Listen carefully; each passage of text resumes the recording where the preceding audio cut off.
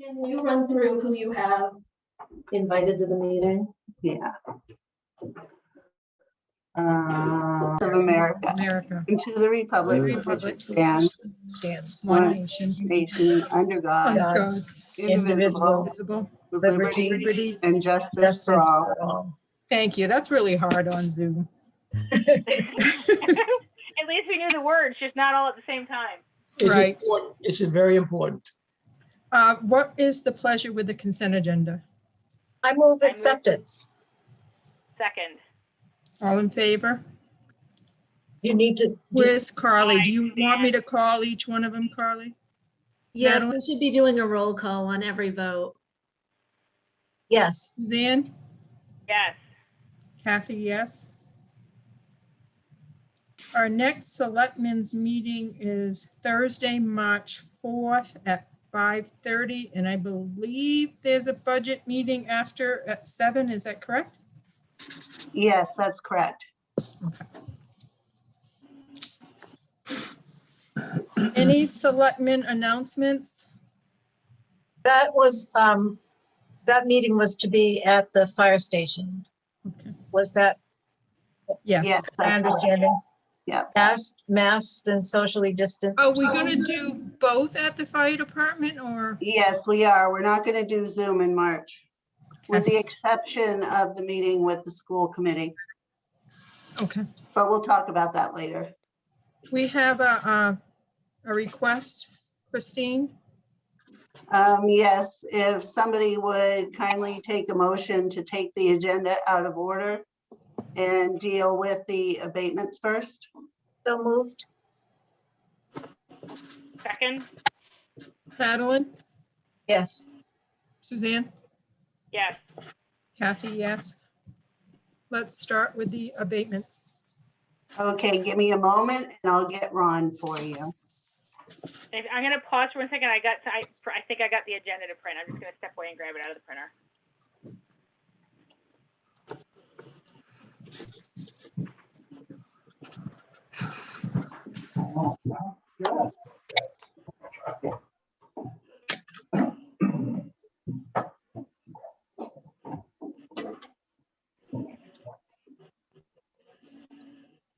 Good evening, ladies and gentlemen. Hey, Ron. How are you? You're on. We're all fine. Okay. We've got 3 abatements and they're on personal property. Now, as you probably know, the exemption code never came through on the commitment. So nobody got an exemption for personal property. However, it is on vision. Most of them were personal properties and nothing else that they had signed up for Betty for. Okay. So but that does leave 3 that had mixed property, personal property. Some was on Betty and some was on the other one. So what we had to do is we're getting the money, it's like a double billing. We'll be getting the money from the Betty program from the state of Maine. So these people, as I understand it, have all paid it anyway. But it's a double billing thing. So the only thing you can do is abate these 3 and everything will be in line with the commitment. Is there any questions so far?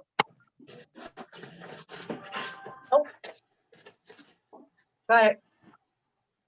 Okay. You want me to start with them then?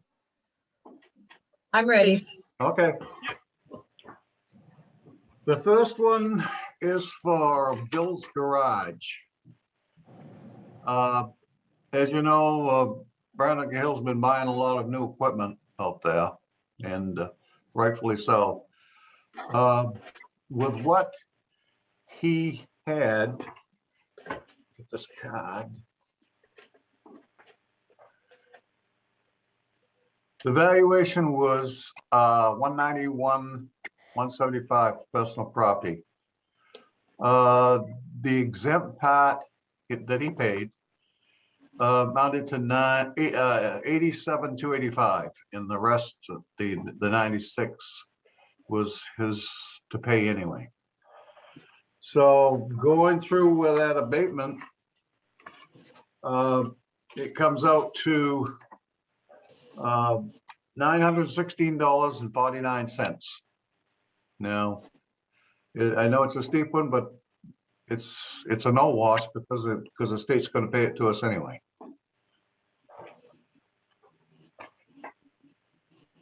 Any questions so far about that? Good. Not for me. You want to take a vote on this one first, or all three of them at once? Are they all similar, Ron? Yeah, you want all three of them at once and then take a vote, or? Yeah, Okay. why don't we do that? Yeah, Okay. if we need to separate them, we can do that after. Okay, yep. The next one is to Pine Tree Waste, which they paid to. This is a little steeper. They've got $2,728,459 valuation in personal property. Out of that, they netted to pay $680.96 now. Hold on. So what they didn't pay that was under Betty was $276,992 in valuation. The abatement would be $2,908.42. Again, the state will repay us for that. Could you give that figure again, Ron, please? $276,992 is the valuation. Yeah. Under the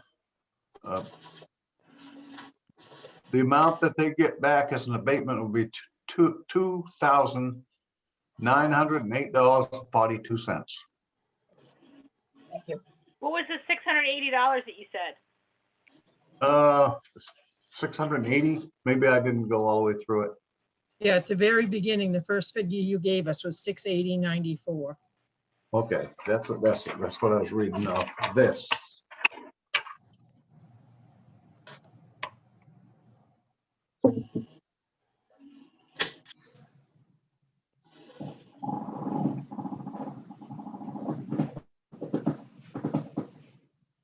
Okay, no, I misled you because I was reading the new value when it was brand new. What it was $957,956 after it was depreciated. That's where that come from. And then that left net assessment of $680,964. So the value that went under Betty was $276,992. Okay.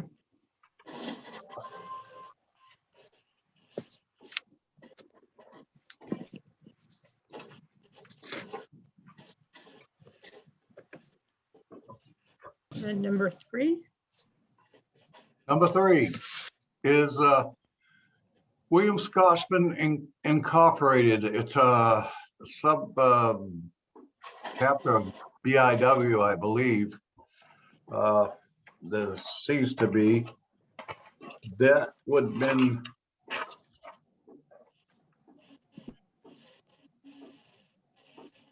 It says $35,329 for the personal property. They were assessed 30,990 that wasn't under Betty. $4,339 that was under Betty, which would have given him an abatement of $45.55 for that $4,339. Ron, I didn't get that, the documentation on that. What was the third company? It is William Scotsman Inc. Scotsman, as in a person from Scotland? Yes, yes, it is. Yeah, and then in parentheses, it says Bath Iron Works, That's right. 231 Bath State Iron Road. Works, yeah. They're affiliated with Bath Iron Works, Okay, but they're a separate account. okay.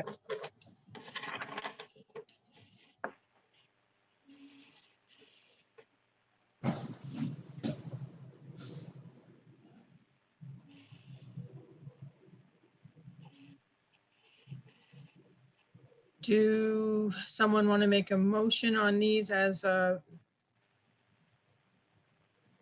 I move we accept the abatements as presented. Second, Madeline? seconded. Yes, Oh, aye. yea or nay? Yes, Suzanne Yes. and Kathy, yes.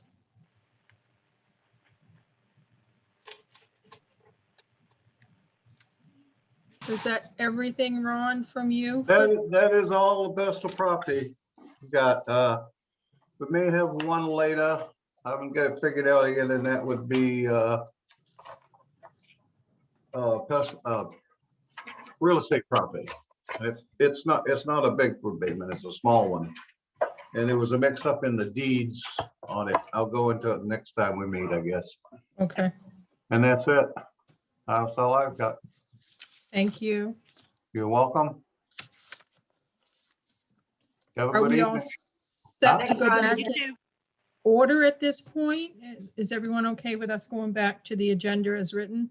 sure. Yep. Yes. Okay, item Okay. 1, Thank you. thank you. Thanks, Ron. Take care, Ron. Application for driveway permit, Arthur J. Reno Road, discussion with road commissioner.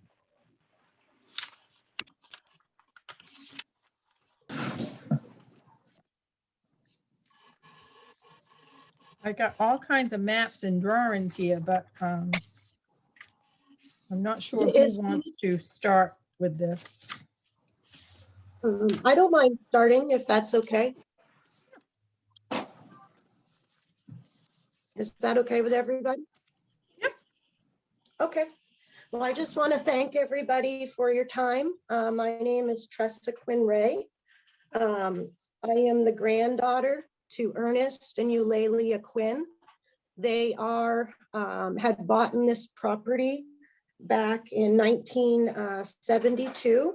It was June 29th. I don't know if you folks want to make notes, but I got some of my deeds here.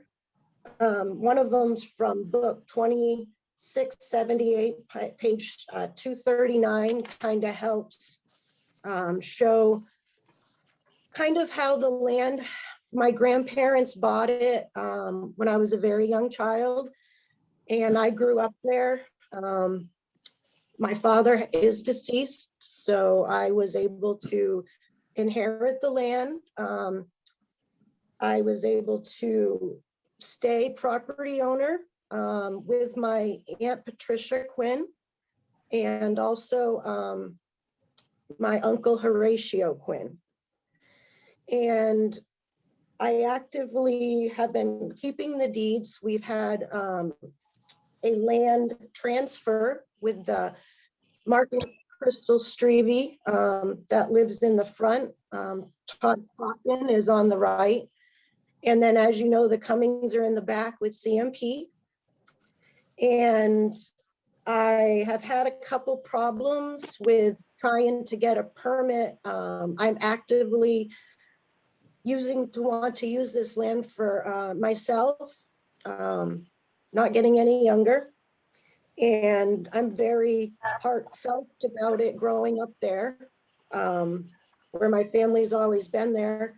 My grandparents used to own that corner where the Reno Road was put in. And my grandmother had graciously given that corner to help have the road put in. Her name is Eulalia. And we also have a trail there. I don't know if you have, which maps you have. I've got this particular map, and then I've got this one, which I can always send you if you don't have these. I'm not sure what you have, but I actually have both of those in my packet. Does Madeline and Suzanne have it? I think Yeah, so, so are yeah. we looking at the one that's got the Okay. pink that says, I'm trying to read what it says, driveway for lot 19? Is that the map Is- you're looking at? well, this one, I did send in a permit application. And I No, think the that's map. the one I'm looking at the map, right? There's a map that has a pink circle that says driveway number 1, and it says plot 19, Yes. I believe is what we're looking at. Yeah, okay. Well, right there on the map, on this map, I was also given by, because I was actively trying to get a loan from First Savings Bank in Bath. And I had a problem getting the loan because you have to have a permit for the driveway. That's the only thing that was stopping me from getting that particular loan, because my aunt wants me and my uncle have both given me the okay to buy this and have it all in my name, but I want to make sure I'm fair.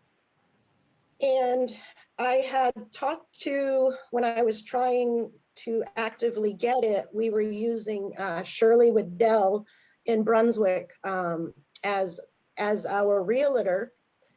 And she had told me that she had already, before my knowledge, tried to get a driveway in with my aunt. And at this time, my aunt and Shirley had not let me know what was going on. I kind of got thrown into it a little bit later. But that's okay, because, you know, we're all on board with, you know, I really want to get this driveway. I've been out, I flew out in August of last year and took photos on, and I also came back in December to go to a meeting which we had technical difficulties Hey, with. Casey. Come here. What I did is I had talked to Steve about getting the driveway in, and he had mentioned that he had talked to a gentleman before that didn't have the correct area that would be safe to put a driveway in. And I had seen kind of in the land. Steve, you may Possibly. want to mute. If some people could mute while the other people are talking, that would be helpful. So what I did is I went up because the trail that goes, I don't know if you're familiar with Over the Hill and how they're not using my land right now because it kind of was hard on me while I was on my land to see people using their ATVs and driving past me on the trail across the Reno Road onto the trail completely on the other side of the road. And he had told me he couldn't give me a driveway where I had told him up above because he said I would be in danger of being hit by one of the transfer trucks coming down. Well, I got on the phone with the Department of Transportation because that really didn't make much sense to me that I'm watching kids with snowmobiles and ATVs go from my land across the street to the other side, but yet I felt like him saying that me being able to pull out wouldn't be safe. I found it a little bit contradictory. So I called up, I had speak to Ron Illam of the Department of Transportation, and I've got a list in West Bath. You have 6 state roads and 13 town roads. And I asked the department, Ron, I asked him, Let me make sure I got my notes. Oh, Randy, I'm sorry. Randy Illam. And I asked him, how come it was okay that I could pull my car in with a snowmobile or an ATV, but I couldn't leave that area myself where I wanted the driveway? And he said, and when I had talked to Steve, he said, well, you know, this is the state road regulations. And I found out from the Department of Licensing, I'm on a town road, so it didn't make sense to me that I'm getting these regulations from state, but the department, because I asked the Department of Licensing if they could go check it out and see if this really was an issue. And he said that because it's the town road, it was up to US Bath to help me get my driveway. And on my map here, after we did the transfer, and I noticed Ron Beal, you are the assessor in 8203, you had done a assessment, and also on 102304 of this land. So you kind of know what I'm talking about. And my proposal on your map was, if you go out there, you can see where the trail is. And I feel that I don't even have to go behind. I could actually be right up front, right next to that trail with a little parking spot for my driveway, if that makes sense. But this is. Can you look at, there's a map here. I'm trying to follow you and I'm having a hard time seeing what you're talking about. You have a map here, and the information that we have, it's an official map. It's got, I believe you're plot 19, is that correct? Yes, on U08, Okay, and you've got something like a pink thing that says driveway. Where are you trying to access a driveway? What land do you have?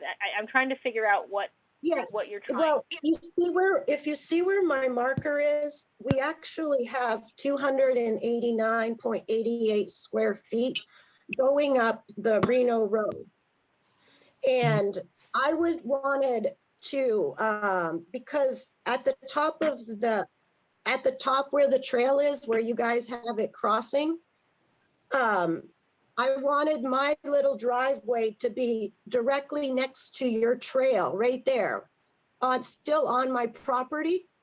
There's also a rock, because I really only need like 6 feet, if that makes sense, to just have a little spot from my car. I had talked to Todd Calkin about using his land for the right of way, and he had told me that he would rather just have me have my driveway up above where I'm kind of talking now. He said that I already had an access spot myself. And so I'm asking you folks, because I'm very passionate about this land, and I really want to live there, and I want to have my little driveway. I had even said that I would be willing. I mean, I wasn't going to risk my life pulling in front of a truck. I'm smart enough to leave my driveway and take a right and just turn up, 50 feet up by the transfer station. I also have the technology to put in a light, to put in sensors, to add safety for me and the people, because I do want Over the Hill to continue to use that trail. I do want to work with everybody, but it's hard when I know we got $663 a year in taxes, and everybody is using the land but me. And I also have records. There was a lien on the taxes back in 10, 15, 19, and a lien by Janet Smith. That was back in 11/6/25. And we're getting these liens because the taxes are so high, because it is a residential and commercial piece of property. Excuse me, what I'd like to hear now is, Steve, what was the reason that you didn't find the application sufficient? Sight distance is a sight distance for a speed. And where it's on a commercial road, when you got 100,000-pound trucks using that road numerous times a day, from Auburn Concrete, the garbage company, there was really too dangerous to give a road opening permit for that reason in the middle of a hill, and they didn't have the sight distance is how many, you're supposed to be able to see 250 feet up the road and down the road, and she did not have that. So that's why it was denied. Is the 250-foot visibility thing, is that state statute, or is that something that the town made up? No, that's state, and I go by the state statutes on that. I mean, I would love to give the lady that thing, but I will not personally sign off on that. It's way too much risk. We have, like I said, we have full garbage trucks coming down over there. We have our sand trucks in the middle of winter. And I've gone down over that road numerous times sideways, or, you know, it's no place to be putting a driveway entrance in. How often have you violated the state statute to grant a driveway access to a town road in the Never have. past? I've never done one. That's the first one I've ever refused. So it is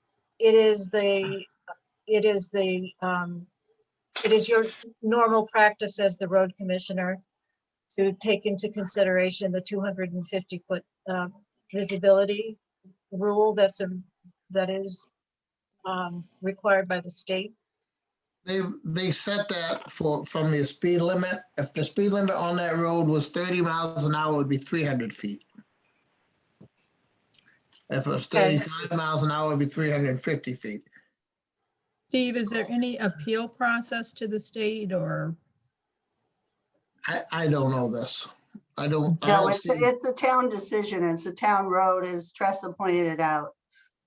We don't have any of our own rules regarding Okay. sight distance. So Steve falls back on the state, which is appropriate. The appeal process is the Board of Selectmen. Okay. May I Because speak? I'm not comfortable granting access to a parcel. I need to walk it for starters. I don't think I can do it at this point without, certainly we're at a disadvantage during COVID. I have no problem taking time to go and walk the property. I'd love to do that with Steve and try and find an opportunity for her. But I'm not prepared to put somebody in harm's way. We need to find a way to make it work versus putting it, I have to walk it. I can't comment And really. I think you should. comfort level. Hi, I'm Nicole Hi. Walker. Thank you for listening to this story because it's a long story and it is a heartfelt one. And I really believe that if you walked the property and you saw the situation as I have, you would reconsider your decision. And I just want to see it. I can't, looking at this map, I can't visualize, I'll say the You potential conflict. absolutely need to see it. And I, you know, I'm not trying to be I understand safety. Believe me, I work at a school. I also have a bus license. I understand and I have seen it. And there are trucks that stop on that road because they need to check maybe where their designation, maybe they need to log that they delivered and they have things to do. But there's always trucks that are always, there's a lot going on there, yes, but it's not unsafe, in my opinion. And I've been there multiple times to view it, to sort of support this idea that maybe it's not, or maybe it is. I'm not prepared to comment one way or the other until I see it. I don't, you know, maybe I would ask, you know, the rest of the board to come with us and perhaps our code enforcement officer as well you Yep. know, as we're granting Well, access. and I think that's Yeah. been reviewed before, but until you see it, I mean, you got to get the understanding that it's like any other situation. I know there's big trucks going there. I saw that multiple, you know, I went multiple times, and I feel like this property is worthy of considering if you could. I'm prepared to, I'll say I'll go out and look at it. I'm not comfortable saying one Right. way or the other tonight I how I view it. absolutely agree. My personal experience is that usually Steve makes good judgments about such things, and without seeing the situation, I would not be willing to make anything that would contradict his assessment of the situation. And it's Um, understandable. I mean, we want safety first, but I really think it should be considered to be looked at. We're That- here and to that's try what- and find a resolution for you. I don't know what that is. I don't know if there's a way for us to work with a budding parcel or a neighbor or something. I can't, until we see it and really That might be a understand it. possibility. We're here to help you, but I honestly don't think that we can decide one way or the other this evening. I'm certainly not prepared to, And the patience is there. It's just a consideration to please look at it. Of course, I'll commit to it. I'll commit that I will come and look at it. It needs to and be then- the whole board with Steve, with right, this needs, Jonathan needs to look at it together as a team and make a decision. And let's see how we Okay. can try. If there's a way to resolve it, we'll do our best to do that for you. We Great. can't promise one way or the other, but we're here to help our community as a whole. Well, my thing is though, is that for years, you've been letting Over the Hill go from my trail with kids in snowmobiles for years and years across the street. If I hadn't put up signs, those kids, so how come it's been okay for ATVs, snowmobiles to cross for years, but now that I'm asking for a little spot and I'm the landowner, I can't even park on my own land to go, I have to park somewhere else and walk down. They I don't also think- cross on Witch Spring Hill, and we do not give permission for that. No, Or any other roads. It's that's I not a was town there. decision. exactly. Okay, so when I It's was private there, property. It's not a town decision.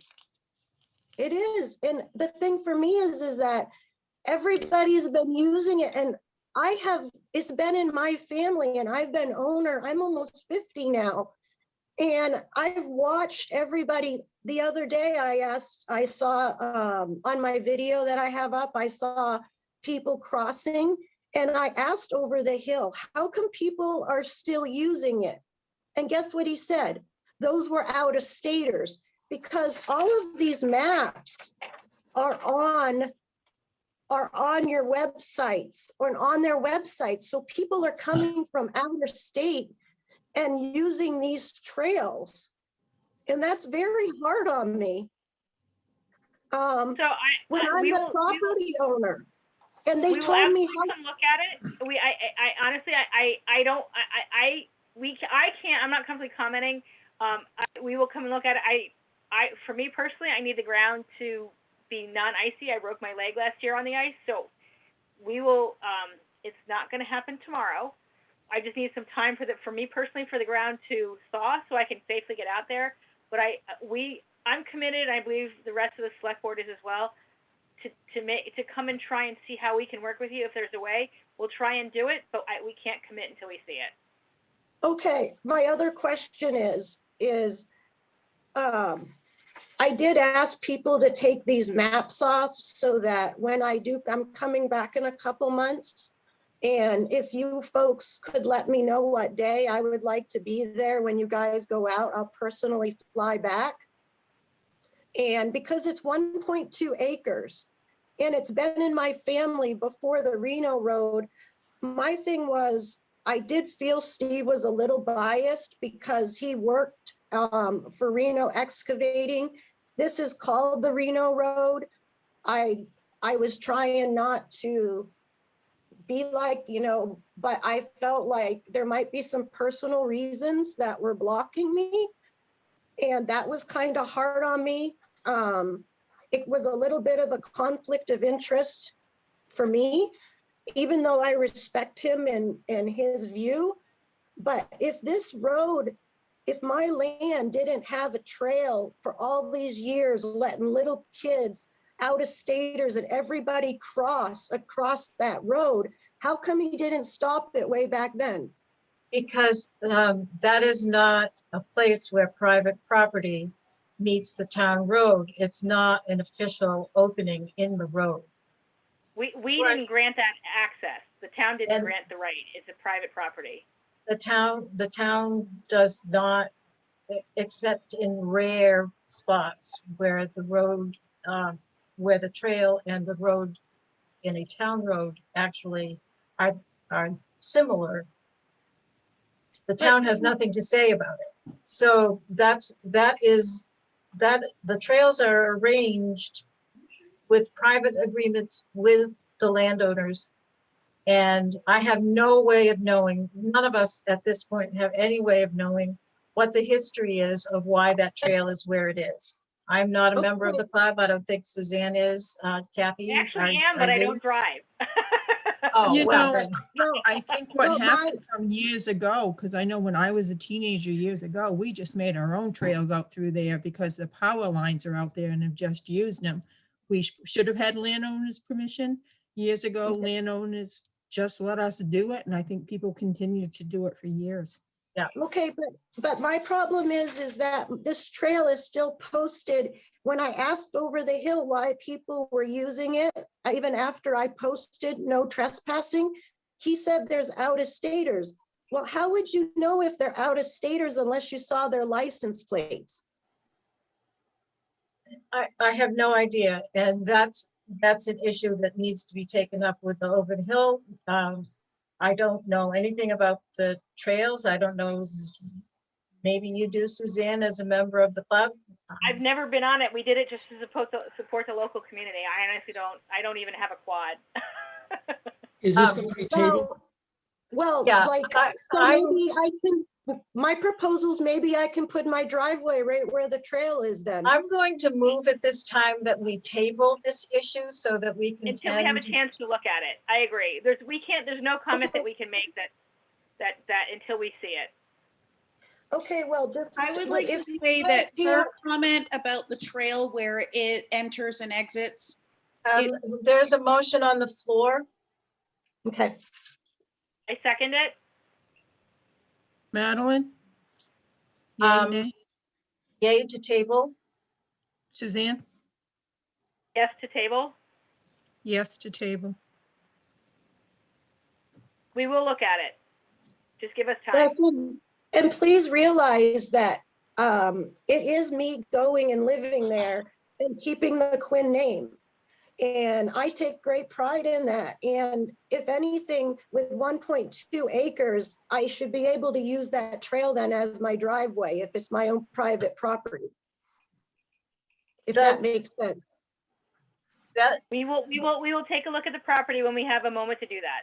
right. And will you please let me know so I can fly back and be there? I We will don't see do our any. best. It'll be weather permitting as soon as it thaws, and we'll try. Where are you out of? Well, I'm just a plane ride away. I'm out of. The other Vancouver. thing, Tressa, maybe you could set up a date with us for like in the 1st of April where we know it's probably going to be decent enough to walk and just Yep. schedule something. Yeah, I love flying back and seeing my mother. And, you know, as I said, I know there's a little bit of room for my car there. And as I said, I will make it safer for everyone. I'll take a We right will hand look into turn. it, Tressa. I promise you, The we're going to move motion- forward to another agenda item, but Okay. I promise you that we'll look The at it. issue has been Thank you. tabled, so discussion should stop, please. All right. Well, thank you, everybody, for your time. I appreciate you taking the time. You're welcome. Thank you. Number 2 on our agenda for the night is Road Commissioner's report. Well, I picked up the signs from the town hall today. We gonna be putting our posters up. And of course, that goes for the weather, as if the roads aren't bleeding and it's below 32 degrees, you'll still be seeing trucks traveling them. Do we have that posted on the website, what the criteria is for posted roads? If those posted roads have been out there and the truck drivers should No, know I know it. that, but do we say you can drive on the road if it's below 32 degrees? I mean, do we have a statement? I have I know it's on not the yet sign. posted it. We don't, but if you want to put one of those signs on the website, it tells you everything right on it. Yep, I'm planning to do that tomorrow. We have our road section and I'm also going to post it on the front page of the website with all of the verbiage so that everyone, So that way, if You've heard you of that. see it, you know what the questions are, and I won't have Right. to chase trucks down like I did last year. The most trouble we have is a lot of people don't realize what 23,000 pounds is. It's not much more than a 1 ton. So we get people realize that, then we should be good. We are having troubles right now on the Foster's Point Road. I have noticed that the big heavy trucks, obviously the frost must have went out of that spot quicker. And obviously we're having troubles there, but that'll get taken care of before we pave the road. So, Well, it's going to freeze up again anyway. right, yeah, she'll be hard tomorrow morning and then soft tomorrow night, so. Right. But other than that, Yeah, the but roads, I think putting the information on the website's a good way for people, if they have questions, they'll see it. right. So what, are you posting tomorrow? There's a what now? When are you posting? What day? Probably it'll be tomorrow afternoon, because in Okay. the morning, it's supposed to be go down to 20 tonight, and they're usually good until to that, but we had the frost come out. I don't believe the roads will be posted that long this year, simply because we really didn't have a whole lot of frost in. I mean, if most people lives on dirt roads, they notice how quick it came out. Yeah, it's muddy now. Yeah, so other than that, I'm working on our budget for the budget meeting, and I haven't had any other complaints about the roads, so. You How much want sand to have talk you about used? your plans for spring maintenance in general? Well, general, I am looking to overlay the whole Foster's Point Road this spring. We've been putting it off for 3 or 4 couple of years. We put that shim down. That was supposed to get us by for a year. I think we're going on our 3rd year now, so we need to get that done, and that'll complete the Foster Point Road. But we got to see what's going there out in front of Wolf's old building to see what's going on with the road there that's breaking up. And we also want to do some work down on the Bull Rock extension down towards the boat landing. We have some problems in the road there that's been bleeding. And I also got a phone call today from Bill Haggett down in Birch Point. He mentioned something about he's got a bunch of erosion going on where we've been underneath the road. He thinks it's a lot worse than it is, and he wants to know what our plans are for that. So we're going to need to get together and discuss how we're putting it off, or we're going to do it, or what we're going to do there, so I can have some answers for him. Now, Steve, on that Birch Point shoreline stabilization, is there something that we can do to partially address that problem, or do we need to do the entire project at the same time? Well, I'm sure there's something that we could put a Band-Aid on.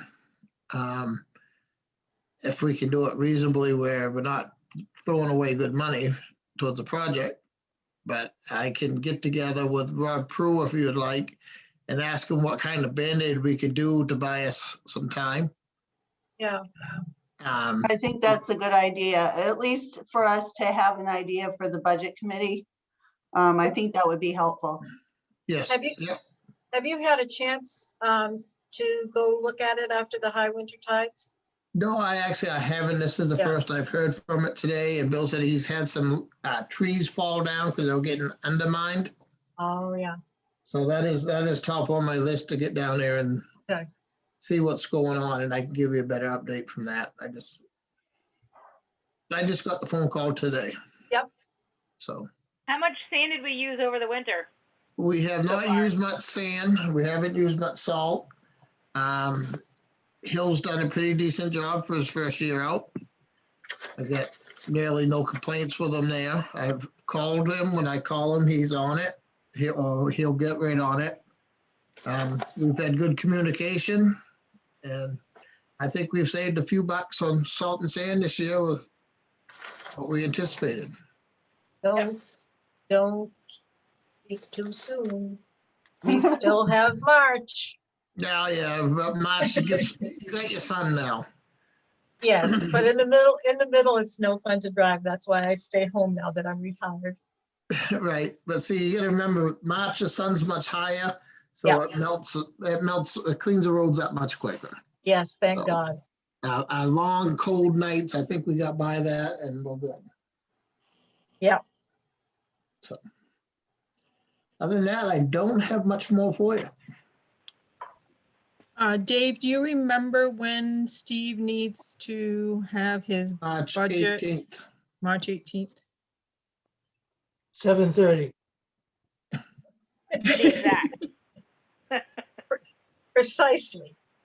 And I'm just reminding everybody because budget season's going to be fast and swift and a lot needs to be done in a short period of time. So I'm just trying to help Dave. No, I appreciate that. And Steve and I have talked, so we're all set to meet on the 18th at 7:30. Yeah, just keep in mind that we're trying to get things caught up. We've done a really good job, but let's try to keep it rolling forward and not stay too much neutral. And that's Yep. what I'm trying to work on the budget for. Yeah. We get you, we hear you, but we also need to be mindful of this environment we're in and COVID. So we will make the best decisions for everyone that we can and try to keep us moving forward. But we don't know what we don't know. And this is what happened to us last year. So we're trying to get a jump on it this year and be able to make Yep. some better No, decisions. I understand. If you need any ideas or suggestions, check with Mr. Biden. So the other thing I just want to say is really if you could have like two priorities. So if we do have to cut something, we know what your main priorities. We've asked the planning board, we've asked other people to really let us know what the priorities are in case we have to put something off. Yeah, well, my biggest priorities are gonna be like the Bulwark Road, the stuff that I've been promising people for the last 4 years and not getting it done. It's kind of like, I want to get them done. I Yeah. support that.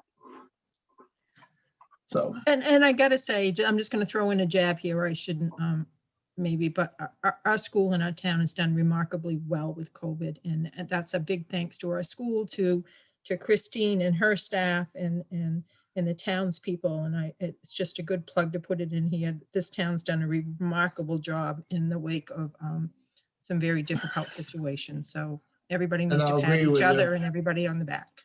Thank you, Kathy. I'll second that. Everybody's been done well. So anything else, Mr. Reno, on the road commissioner's report? I don't. Any Yes. questions for Steve? I'm all set. Steve and I are going to meet a little bit later, probably next week, to talk about the budget. So we're moving forward. Does anybody know anything about the light down at the corner? What's going on with that? We do, but we're they- not sharing. Yeah, they still haven't received the cabinet that holds the electrical, so the project has been pushed out to the middle of March. We're We've got almost people there. standing out there with candles at certain hours of the day to help direct traffic. They're not sure what colors to use. We were gonna do red for Valentine's, but we might have to do green for St. Patrick's now. So. Exactly. Okay. Well, I know they got bags over them, but people are still stopping at them down there. Right on Route 1, they stop there and they're like looking out and Yeah, it's coming. Well, they're waiting until they see the light. Right. It's just practice. They're going to be really good when the light goes in. Yeah. They'll probably ignore them then. Yeah, All they- so right, this- number 3 on our agenda, select board liaison report. thank you, Steve. You're welcome. Thank you. Thanks, Dave. Suzanne, why don't you talk about planning board activities? Well, we've got 2 liaison reports. We also have our broadband report. If there's something to update on, you're welcome to do that.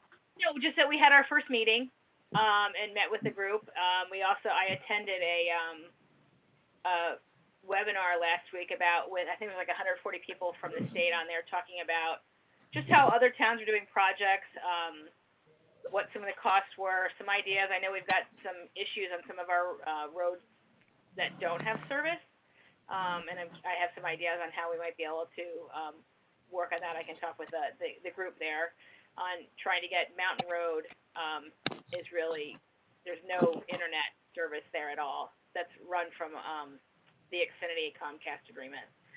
So we'll see how that goes. So also for the planning board, Darlene, are you on as well? Darlene? Hold on. There. Okay. Yeah, sorry. So that's okay. So one of the things that we've done with the planning board, the new applications are posted on the site and good to go. We do need to take a look at the fee schedule. I don't know if we're going to be doing that tonight or not. The 4 things that we have that are the ordinance changes, I'll let Darlene share those with you. We've made some great progress. We're getting those ready to be sent off to the attorney tomorrow if they're approved tonight. Yeah, and I just noticed I sent everyone a few days ago a PDF of these ordinance changes, and I just realized that it took out all of the red lettering and the crossing out and the underscoring when it created the PDF. So I just emailed everyone the Word document that shows the differences. So I don't know if you want to grab that, if you want me to wait a minute. Or I can talk you through these. Why don't you start talking? Let us access. Okay. Talking and access. So there are 4 different ordinance changes. I kind of formatted them like we usually do. We'll send it off to Sally and she can change it and adjust if she likes. You guys had talked about wanting an explanation also for each of the changes. So ordinance change number 1 actually dealt with a couple of things. There was the word volume in the middle of a sentence that I think somehow got inadvertently removed. It's talking about when you're doing non-conformance that any increases in non-conforming floor area and then it said approved, and it should be and or volume approved by the planning board. So I added that word in. Another thing that we're trying to do is when someone does an expansion on a non-conforming lot, after that, when they go to get their building permit from the CEO, there's an affidavit that they have to fill out claiming, the square footage of the addition, that it might be 28% of the house instead of 30. And then that actually goes into the registry of deeds so that we know down the road that the house had been expanded and it can't be expanded 30% again and again and again. So we added some language in here just telling folks that at that time that they are responsible also for recording it, documenting and recording with an affidavit. It sort of kind of helped them to know that they had to do that before they actually went to see John to get their building permit.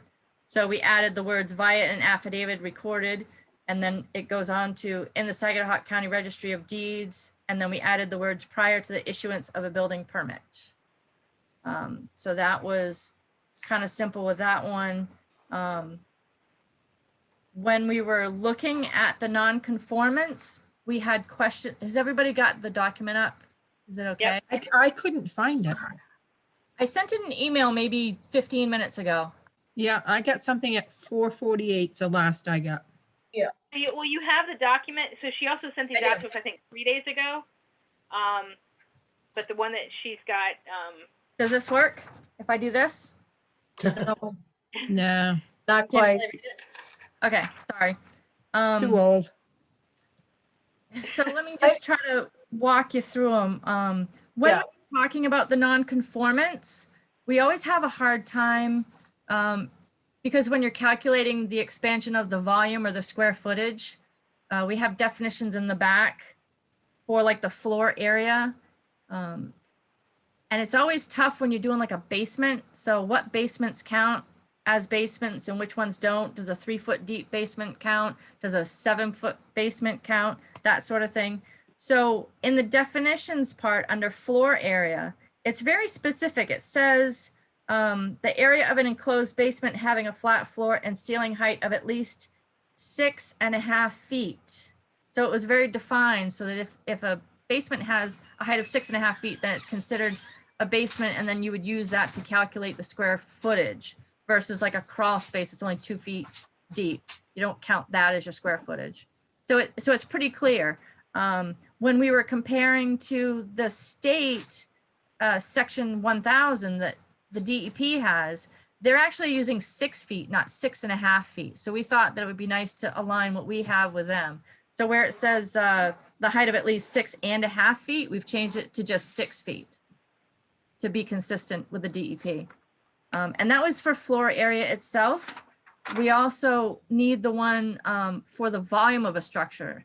And this one was really kind of, it needed a lot of wordsmithing to explain exactly how the math needed to be done. So it would be tough for me to read this one, but we also put the reference in there that the a basement or lowest floor that and we added that has a minimum floor to ceiling height of 6 feet. So we use that same 6 feet. So a 4-foot basement or a basement with a 4-foot height or a crawl space or something that you've just got storage tanks in isn't going to count as usable area to count your volume from. It just makes it so much easier for us and for Jonathan to try to figure out when he's doing these calculations and checking people's homes that you have a real defined depth of a basement to equal what a basement is. That's making any sense. And Kathy and Madeline, I just sent those documents to you again. Yeah, I have it. Thank you. Oh, you have it now? Okay. Yep. And it was tough. It's very red. The volume of a structure is very red because the language was talking about height above finished grade and below finished grade. And we thought, you know, we don't necessarily care about the height above the finished grade. You just care about the height of the physical basement itself. So we took some of that out to try to clarify it a little bit better. So now that you have it, do you have any questions on the ordinance change 1? I Just don't. Cleaning up No. non-conformance. Sounds like it makes it very, very clear. We Yep. tried because we struggle with this sometimes. It's like, so do we count volume of a basement if it's 4 foot and all this kind of stuff? So I think it will help everybody out in the long run. You'd have to be really short to use a basement that was 4 feet high for living And- space. Yeah, and people I have could them in- use one that's 5 feet high. Yes, you could. Yeah, but I could almost, but you know. Would you like me to move on to number 2? Yep. Okay. So number 2 comes from the development review ordinance, Article 13, which is under general performance standards for site review. So all of these have kind of like the section and article number and all that kind of stuff, where we've made the changes. So under the general performance standards for site review, so these are like site plans, not subdivisions, but like a brand new building somewhere. There's lighting design standards, and we've been having some questions about lighting design. So we kind of looked at the language and we crossed out C altogether because it seemed like it was duplicated down below at I. So C is gone, which makes D, C, and E, D, and all that kind of stuff. And then freestanding lights in what's now C shall be so located and or protected as to avoid being damaged by vehicles. We struck the word easily because it's kind of subjective. You know, you want to protect whether it's going to be hit by a vehicle or not whether it's easily hit by a vehicle. So, and then if you go down to I at the bottom, which is now H, we were trying to fix sort of the vagueness of it won't adversely impact the neighbor. That too is pretty subjective. So I looked up some different standards of different states and towns online, and most of them are going with the language that I added, that the lighting shall be designed not to exceed 0.05 lumen 10 feet within the neighboring residential properties. So when it says within, it means jumping the fence and walking over 10 feet into your neighbors. It should be 0.05 or less. And that way there's something to really kind of take a gauge out and have a definitive idea of what's too much light and what's not enough light, kind of thing. So that's what we were trying to do with ordinance change number 2. Any questions? I like that you put the specific amount for lumen in there.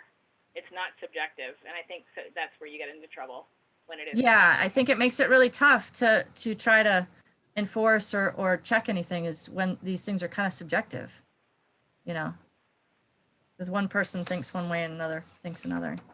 All right, you guys all set with that one? Yep. Yep. Okay, so if we move on to 3, this one is kind of long. Basically, we are modifying the ordinance to state the requirement of right title and interest for all applications. So someone has to do right title and interest and prove that they either own the property that they're applying on, or that they have a lease on the property that they're applying on, or they're representing somebody like a consultant. So a consultant is representing the owner of the property. So we can't do anything with any application until we establish that they have right title and interest. And it wasn't consistent all through the ordinance. So what we've done in Land Use Ordinance Article 1, General Provisions under E, so approvals and permits, from approval of permit application to just applications, because this stuff applies to all applications. So it's kind of in the front of the book. We added the line about title, right, and interest in the application property must be provided for all applications. Leases must be signed by lessor. So that covers all of them. Some of the problems that we have in this ordinance is that, you know, it might have a note like that in one section, but not another. And if it's in both sections, it doesn't read the same. So we're trying to get rid of that sort of stuff too with this. The other part of it, I don't know if there's any more right title and interest in here. There isn't. The other part was to add the requirement that all leases to prove right title and interest must be signed by lessor. That was in that sentence.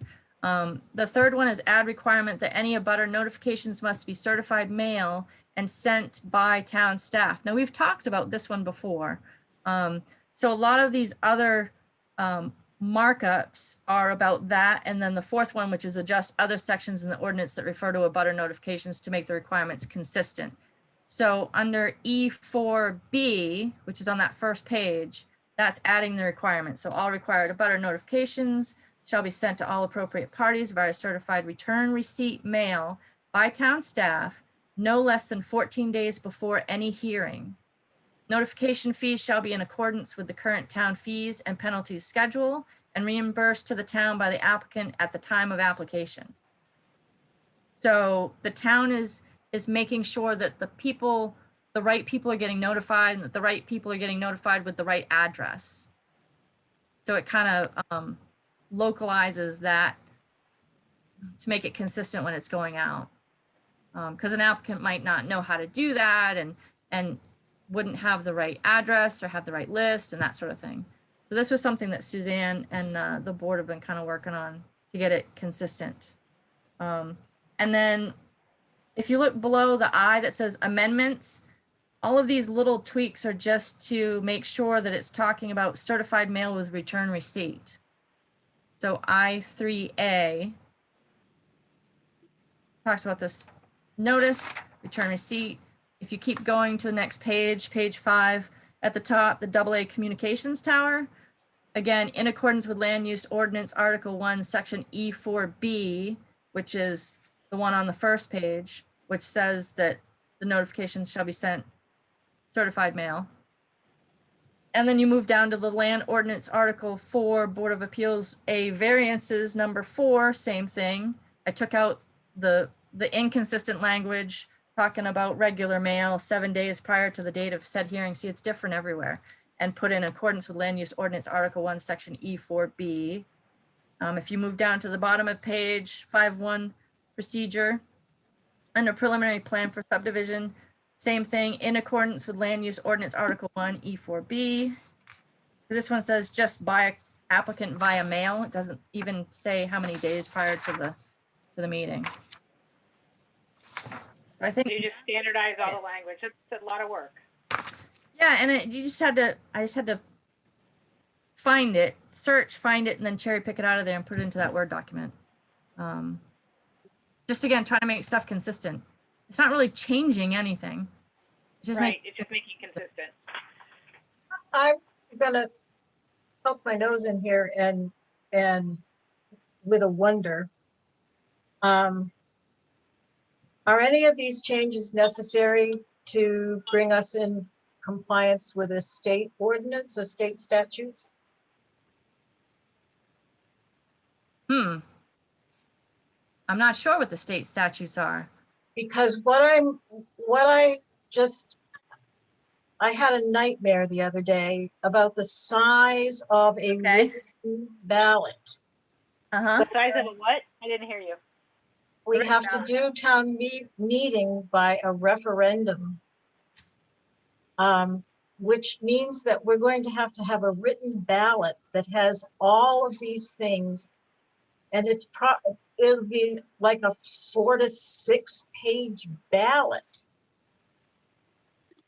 And I just am concerned about how confusing that is, how long it's going to take your average voter to do this. I mean, we might have to tell people to come get their ballots 2 weeks ahead of the election because it's going to take them that long to read it. Well, I thought that these changes were going to be posted on the website and available at the town for people to look at ahead of time. And then I was under the assumption that the ballot would just say approve ordinance change number 3, see page 5 of attachment for language. Yes, that's the general idea. Yeah, and they would be posted. The explanations would be posted on the website. So there will be. a I big- think Madeline's referring to the sheer volume of questions that we're asking the town. Is that Yes. right, Madeline? Yes, that you may be able to condense that, but if we take the length of a standard warrant, it's huge. I'm not sure what your option is. Yeah, I mean, if it is what it is, it's COVID and we need to move forward as a town. My Your option, alternate option is. my alternate option would be at some point in the next 7 or 8 months, we will be able to have public meetings, and it might be a better solution if we waited until we could have an actual meeting in person where you, Darlene, could actually explain to people what the need is for these changes so that people will be able to actually understand what it is. Weren't we You're doing going to that at propose a the, second meeting on top of the current one? Yeah, weren't we having public hearings? We have to have two public hearings on this. So that gives people a chance to come in and hear it firsthand. Right. Uh-huh. And usually What- nobody comes, but yeah. What my concern is, among other things, is that because we have generally had not very good turnout for informational meetings or even public hearings, Mm-hmm. but we have an outstandingly good reputation and record of actual people turning out for ballots.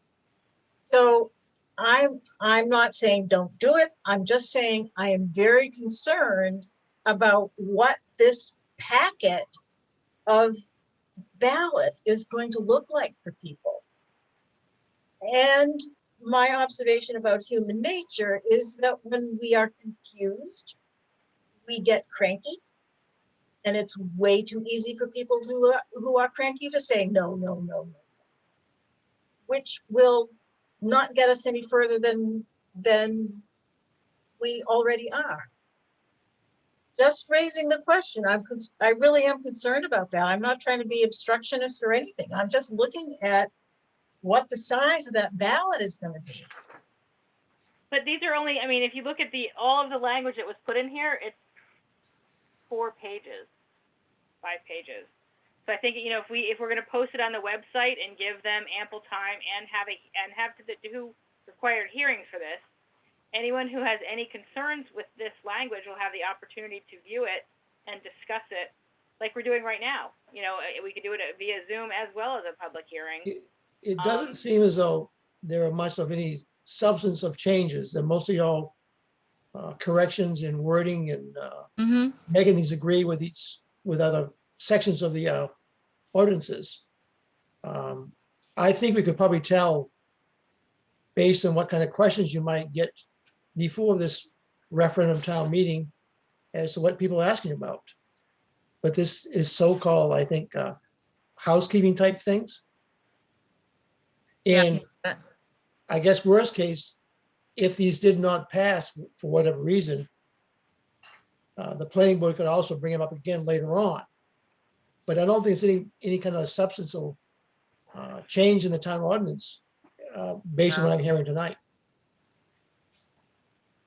No, these are just things that have come up in the past, and that's what we end up doing is we mark up the books and then we come up with a list. And honestly, these are the easiest pieces that we could knock off because of the time frame that we have. And I would assume that all of the people that usually come to town meeting are probably on the automatic email blast list, I'm guessing. So I mean, if when you post these, you send that out to everybody in the email blast list and say, hey, the ordinances are on the website, here's a link and go look. And I mean, I don't. And that undoubtedly is true. But what I'm saying is that having spent some time watching the polls, there are people who come to vote with a paper ballot on voting day that we never see at a town meeting. Well, and this is an exceptional time. We have, you know, this is an uncommon element during COVID. You know, it's going to be a different type of process I guess altogether. I'm not arguing with that. I perfectly understand it.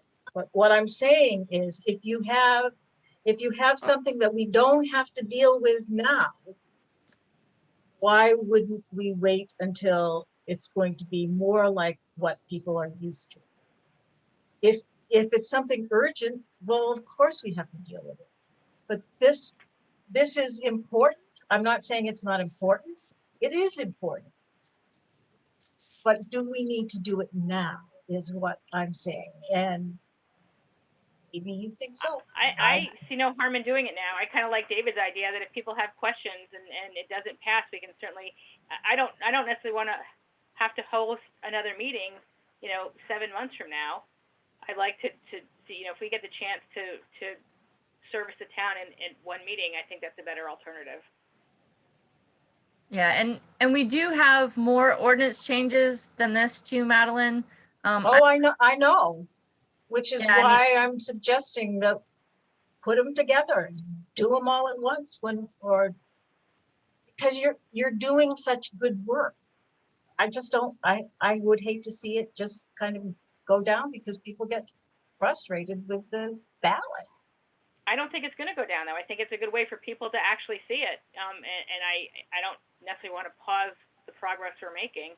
I think we should try and move forward with it. And if it doesn't work, we can follow, you know, David's thought, which is a good one, is to, if we have to, we do another meeting, but don't plan for another meeting unless we have to do it. Does it work to email blast and to put them on the site as soon as we can, and maybe even to have a couple of planning board members at the polls if people have questions when they pick up their handout to know what these are? No, you can't do that. Can't do that. No. Can't do that. To explain Illegal. Oh, ordinance change? It's It's highly illegal. illegal. With Why a do you paper, vote? with a paper ballot, you cannot have people campaigning in any way, shape, or form. It's not campaigning, it's answering a question like what We we. have the town clerk here. I'll let the Yeah. town clerk field the question. It's the same thing. What do you Okay. think, Carly? So when it comes to an in-person election, like you'll see when we have a referendum question for the state with a bond issue, they'll Mhm. have what's called, oh, now I can't think of the word, but they'll have a referendum explanation. So you'll have your paper explanation, which could be just a one-page synopsis before the ordinance changes, where you review the changes, the point of them, costs associated, if any, and if anyone at the polls has a question, that's what we refer them to. We refer them to the referendum guide. In this case, it'll probably also have answers to questions on the other budget items, like all of the standard questions that we usually have at town meeting about the different articles and what does this mean and what does it mean if this passes. So that's the only guidance you're allowed to give at the polls. You can't Okay. have people explaining it, unfortunately. Okay. I do think that if the Be much town, easier if you could. I do think if the town realizes this is mostly housekeeping rules, it shouldn't be a problem, but if it is, we can bring it up another time. Yeah. But for the sake of the planning board, the effort put into it so far into make the whole ordinance match and be easy to understand, I think we should give it a shot. I do too. Yeah, and what I was trying to say before is that I'm working on a site plan application, which the application itself doesn't have to go through the town meeting process for approval. It goes to the Board of Selectmen. But in doing the application, just like when we did the subdivision applications, it went hand in hand with making modifications to the ordinance. So rearranging it so that that whole 5-page section made more sense and was organized a little bit better, and you added a little bit of reference to something else here and there. So I'm working on that too. And I think that that is really important this year because we've it's been something we've been lacking, is a really good descriptive site plan application, so that like the subdivision, we have the checklist, since we can check off what we're supposed to be looking for when someone comes in with an application. And we don't have that right now, and it's really hurting us, I think. So that to me is more important than these 4. I'm just not done yet. And I don't know as if you want to wait 9 months for that one. Well, I think, and like you said, that's something that the select board approves because it's the application. And then, you know, what you've done so far with these, and if there's the other, I know you're working, I think, on a sign one. If that gets approved or created in time, that may be able to be added, which is also self-explanatory, you know, presence of that. It's like David said, most of these are housekeeping. And I think it's, you know, I'd like to give it a shot to move forward and take it from there. So I guess at this, Kathy, do you have a question? Because your hand's up. No, I didn't see it up. There's someone Your white behind hand you. on your screen. Must be a cat. So there's one more change. Number 4, page 6. Do you guys all have that one? This is just going through and finding, when we were talking about the fee schedule and updating our fees, I just happened to look through and I found some places in the ordinance where the actual fee amount was hard coded into the ordinance, which is not going to work very well. Would you say that again? Because either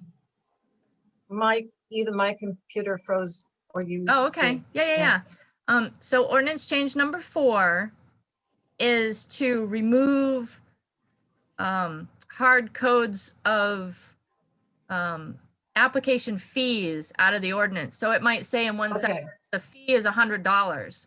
So if you don't want that in there, you want to refer it to the schedule so that the schedule can be modified without having to go to town meeting to change the ordinance. So that's all change number 4 is. It makes reference to the fee schedule consistent throughout because it was different everywhere. And it takes out any of the specific dollar fee, the fee dollar amounts from both of the ordinances. And I ended up with, I think, four different spots. So in Y under the domesticated chickens, in E under fines, under the enforcement and penalties ordinance, and then under Article 13 enforcement 8.2, and then under Article 12 under fees again. So again, just clean up. And I took and made it a specific name. I just picked something. I checked with Christine. She was fine with that. So I'm just calling it town fees and penalties schedule. And the nice thing about that is that the fees and penalty schedule are voted on by the Board of Selectmen. So as the town changes that over time and over years, it then doesn't have to change the ordinance. It's done just with the Board of Selectmen and not at a town meeting. So it helps to standardize it even more. Right, and I'm hoping I found them all. I searched on dollar signs and numbers. So hopefully it isn't written out in longhand somewhere. It doesn't deal with wild chickens. No, No, they're all domestic domesticated. ones. Okay. Domesticated. That's what I wanted Dave. to, David. That's true, wasn't Glad it? to Well, hear that. how domestic do they have to be? Mine hardly ever cook. So no objections They to, certainly don't clean. no, they don't. No, that sounds good. So, I think that you did a lot of work, Darlene. You guys did. The planning board deserves an accolade. I expressed that at our meeting the other night, and I will do it again when we meet again. We've been meeting every Tuesday night. We get kind of messed up a couple of nights because the roads were really terrible. But I think most of us use that time to work on our assignments. Like I said, I'm doing the site plan application and the site plan changes in the ordinance.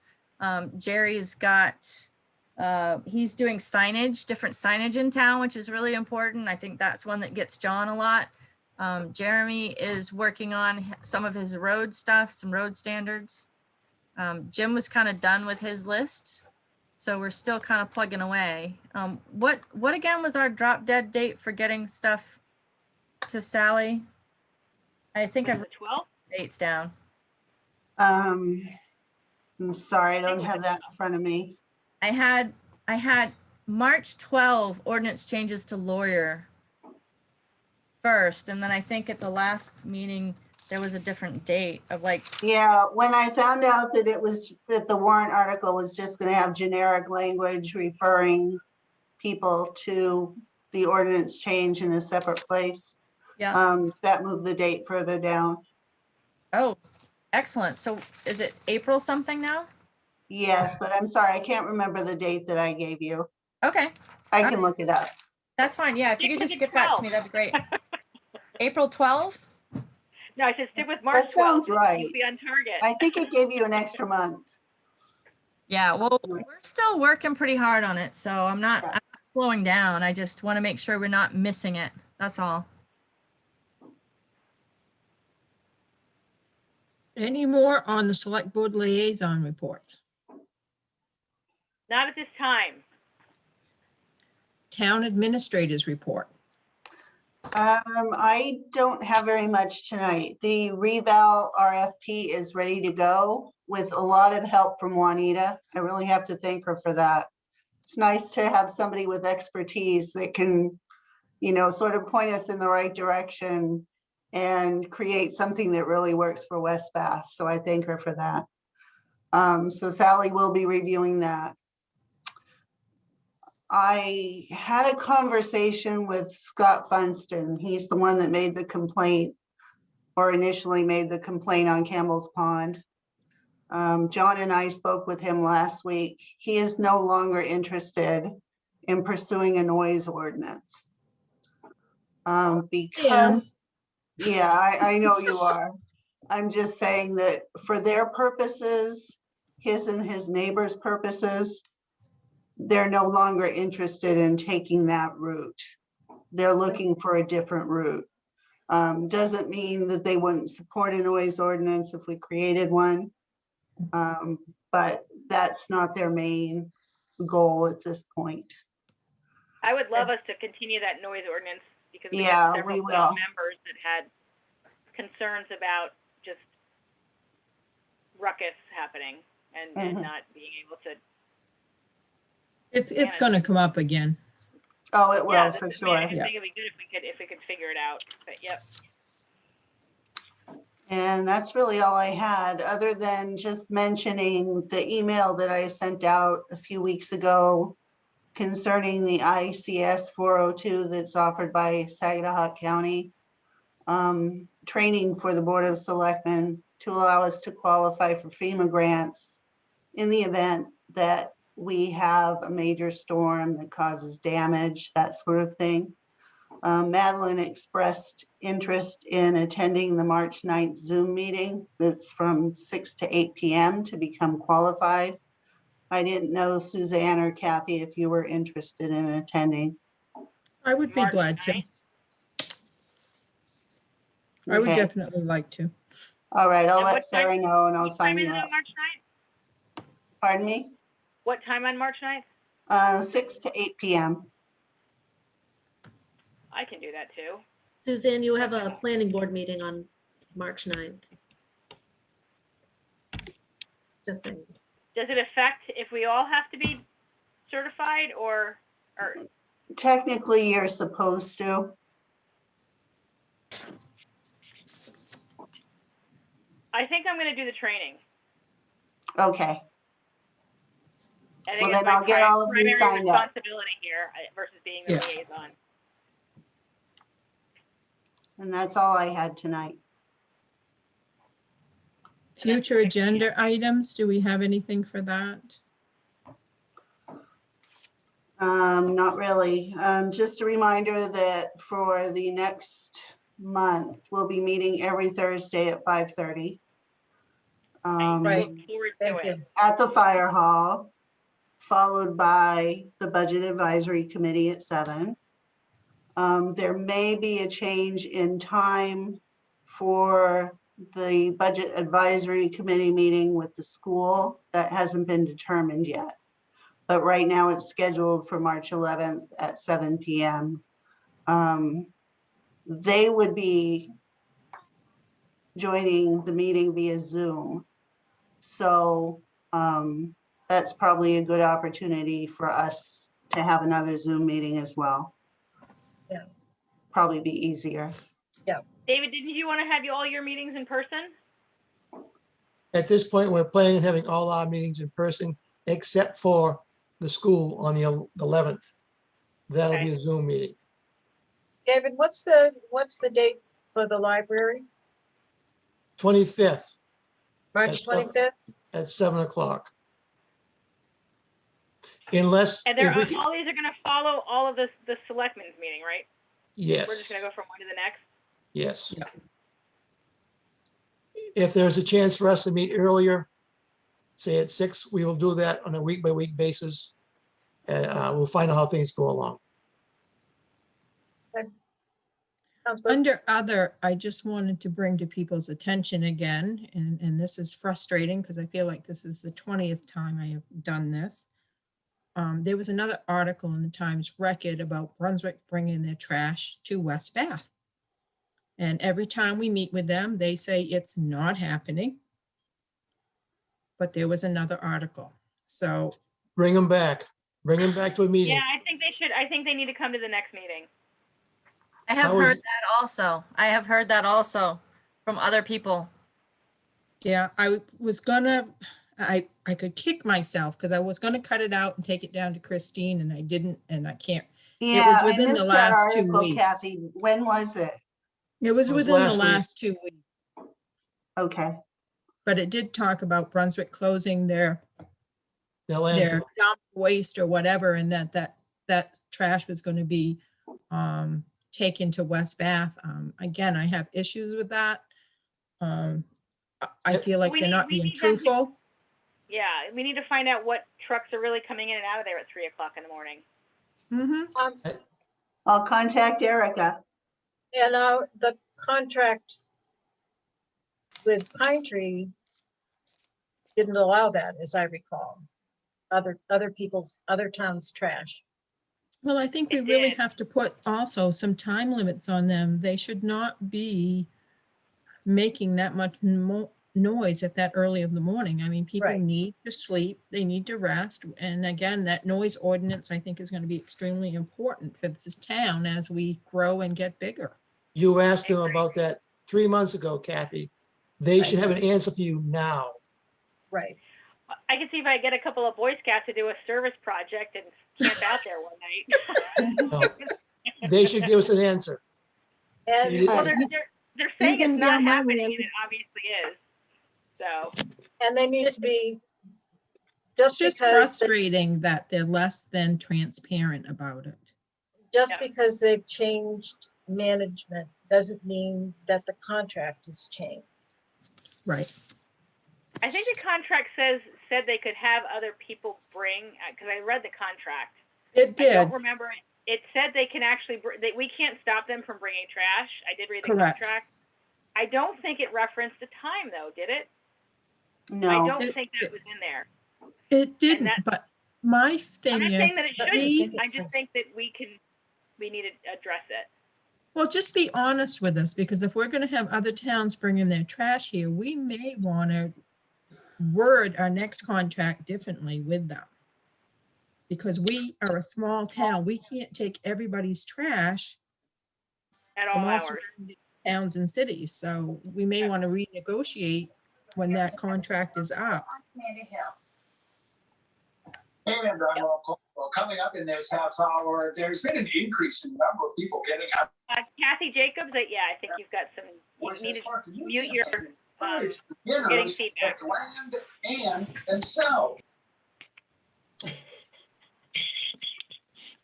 I'm muted, but I'll go someplace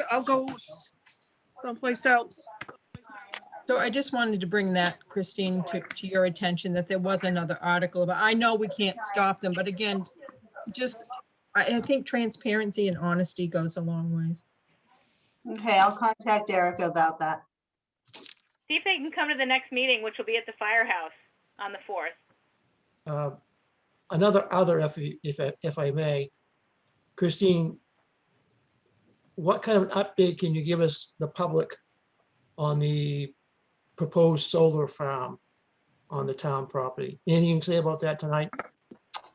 Only that it's moving forward and I'm working with our town attorney to decide what kind of question should appear on the warrant. Were you able to find out from Ron or someone else if there were any restrictions put on any of that property for set aside wetlands years ago? No, not that I'm aware of. The only restrictions we could find had to do with Wing Farm on property that we no longer own. As far as we know, there are no restrictions on this property.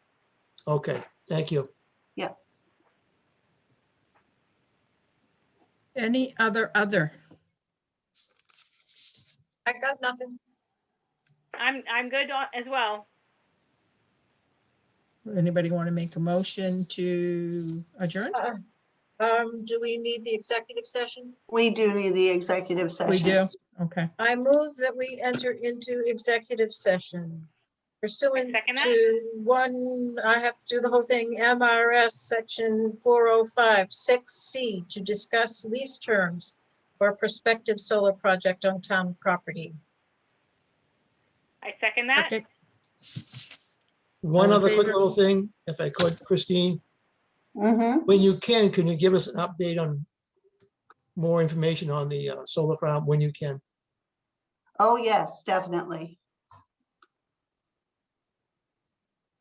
All Okay, right. do we need to tell Carly yes? Yeah, Yes. just a roll call vote for consensus. Madeline, yes? Suzanne? Yes. Kathy, yes. We're all yeses. Good night, Carly. All right, good Yes. night, thank you, Good night, guys. everyone. Toodaloo. Right. Hey, Thank you, Carly. Thank you, Chris. We're recording again. let's see. I move that we allow Christine to negotiate with the attorney for the solar power. I'm going to offer a friendly amendment before I second. I think we should instruct her. Did you say construct or instruct? Instruct her to retain the services of our attorney. Second?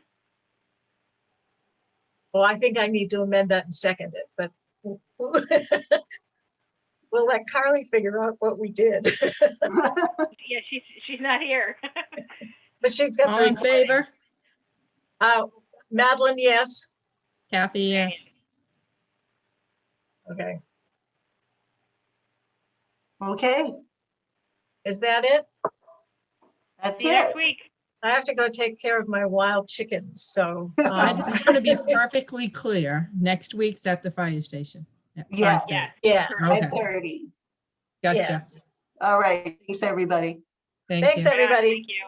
Have a good night. Good night.